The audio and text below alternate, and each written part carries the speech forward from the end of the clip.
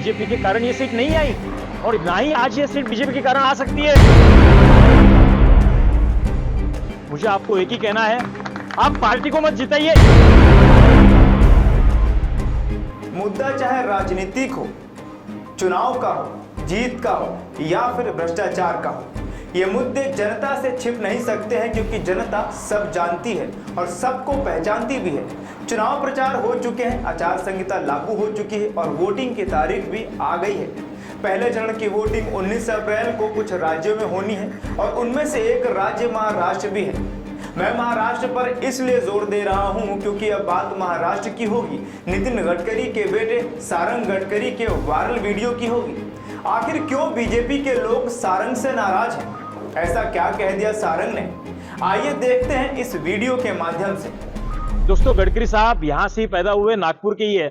2014 में साहब जानते हैं, अगर 2014 में बीजेपी की ये सीट नहीं थी, बीजेपी के कारण ये सीट नहीं आई और ना ही आज ये सीट बीजेपी के कारण आ सकती है।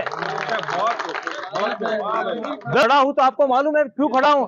आज अगर रैपर होता है तो मुसलमान भाई वहां पे दिखते हैं, आपको मालूम है क्यों दिखते हैं? उनका काम होता है इसलिए दिखते हैं। दोस्तों, मुझे आपको एक ही कहना है, आप पार्टी को मत जिताइए, इंसानियत को जिताइए। इंसानियत के नाते सामने खड़े रहिए। अगर आपने इस वीडियो को देखा हो तो आप समझ गए होंगे कि ये वीडियो कुछ लोगों को बुरी क्यों लगी। इस वीडियो में एक पुत्र अपने पिता के लिए बोल रहा है। आपको बता दें, सारंग गडकरी एक भारतीय व्यवसायी और उद्यमी हैं जो विभिन्न क्षेत्रों में विभिन्न कंपनियों से जुड़े रहे हैं और वर्तमान में वे भारत में 9 कंपनियों में निदेशक के रूप में कार्यरत हैं। सारंग ने जिस तरह से बोला है उससे यही लगता है कि नितिन गडकरी किसी पार्टी के मोहताज नहीं है, बल्कि वे खुद एक पार्टी हैं जो नागपुर में अपने दम पर चुनाव को जीत सकते हैं। जिस प्रकार से चारों तरफ मोदी मोदी है और बीजेपी का सबसे बड़ा चेहरा मोदी है, उससे तो यही लगता है कि नितिन गडकरी की चमक से मोदी भी कहीं ना कहीं घबरा जरूर रहे होंगे, क्योंकि बात कुर्सी की है, पावर की है। जिस प्रकार से राम मंदिर प्राण प्रतिष्ठा में राष्ट्रपति का ना दिखना और पार्टी के वरिष्ठ नेता लाल कृष्ण आडवाणी को भारत रत्न मिलने के दौरान राष्ट्रपति का खड़ा स्वयं को कुर्सी पर बैठना भी एक संदेश देता है कि आएगा तो मोदी ही। नितिन गडकरी बीजेपी पार्टी से थोड़ा विपरीत चलते हैं, जिस प्रकार पूर्व प्रधानमंत्री अटल जी चलते थे। अटल जी भी सभी धर्मों को एक समान समझते थे, लेकिन अमित शाह और नरेंद्र मोदी की छवि कट्टर हिंदू की छवि है जो उन्हें और नेताओं से थोड़ा अलग करती है। 19 अप्रैल को नागपुर में पहले चरण की वोटिंग होनी है और इस बार 26 उम्मीदवार चुनावी मैदान में हैं, लेकिन चर्चाएं सिर्फ 2 नेताओं की हैं। एक नितिन गडकरी जो इस सीट से 2 बार सांसद रह चुके हैं और बीजेपी ने उन्हें तीसरी बार यहां से टिकट दिया है, और दूसरा विकास ठाकरे जो नागपुर पश्चिम विधानसभा सीट से विधायक हैं। लेकिन खास बात यह है कि कांग्रेस ने उन्हें नाना पटोले की जगह पहली बार टिकट दिया है। इस टिकट को पाकर कांग्रेस के उम्मीदवार विकास ठाकरे ने कहा कि मतदाता कभी नहीं बताते कि वो किसे वोट देंगे। चुनाव में कौन जीतेगा ये कभी स्पष्ट नहीं होता।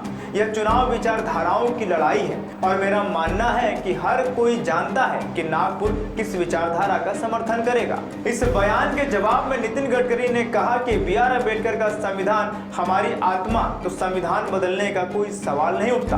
आपातकाल में हमारे बारे में दुष्प्रभाव फैलाया गया। कोई भी व्यक्ति अपनी जात, पंथ, भाषा और पार्टी से नहीं, बल्कि व्यक्ति अपने कार्यों और गुणवत्ता से बड़ा होता है। अब देखना यह होगा कि पहली बार वाले जीतेंगे या तीसरी बार वाली बाजी मारेगा। अब आते हैं सारंग वाली वायरल वीडियो पर। जिस तरह बेटे सारंग ने पिता नितिन गडकरी की तारीफ की है, उसी प्रकार कई मीडिया एजेंसीज ने भी नितिन गडकरी को सराहा है।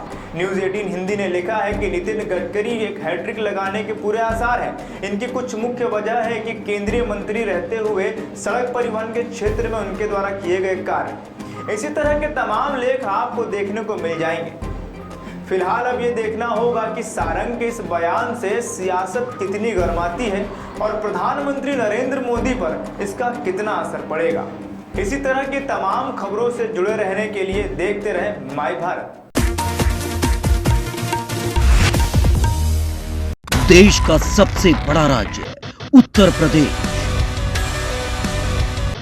देश की राजनीति का सबसे बड़ा अखाड़ा, माय भारत बनेगा आम जनता की आवाज।